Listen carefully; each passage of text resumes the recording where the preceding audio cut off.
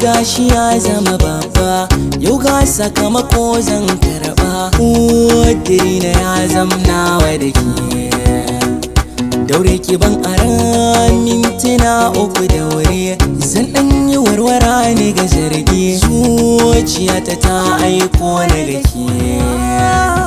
Na so da ki zan furta so, ga babu tabbacin zaki so, amma sarai na zuciyata ya mata fuska ta bayyana.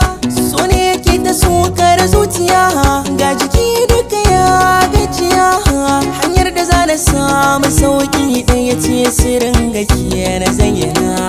Gane gaban ki tauraruwa, samun haske cikin idanuwa, ko za na samu natsuwar kwakwalwa, manufata na bayyana.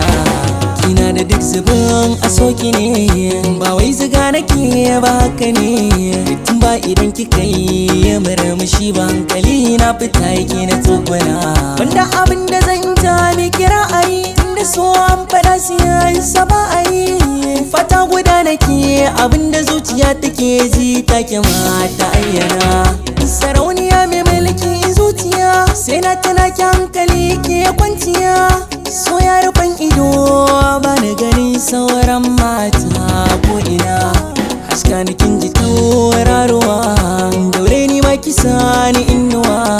Jijiyar ni daɗi na so zamar kauna sani na ɗanɗana. Jiki da zuciya naki ne, kwarai na kike biɗa zan baki ne.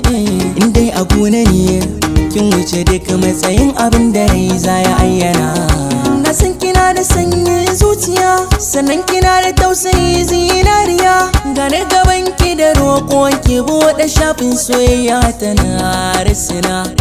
Fata nake ki marhaba da ni, ciwo na rai ki ba na magani.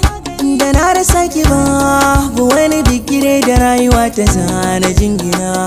Ki gane ni ina ji da ke, gare ni babu tamkar yake.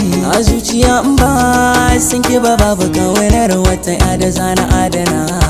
Akan ki ne nake kula fici, na yarda zana ɓata lokaci, domin na saki yau farin ciki ko da nawa zana sallama.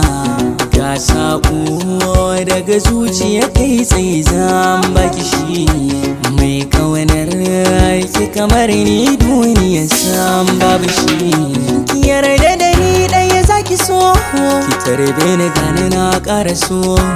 Tauraruwa sai ta hasken ki kai na ma haske ko ina tare da ke.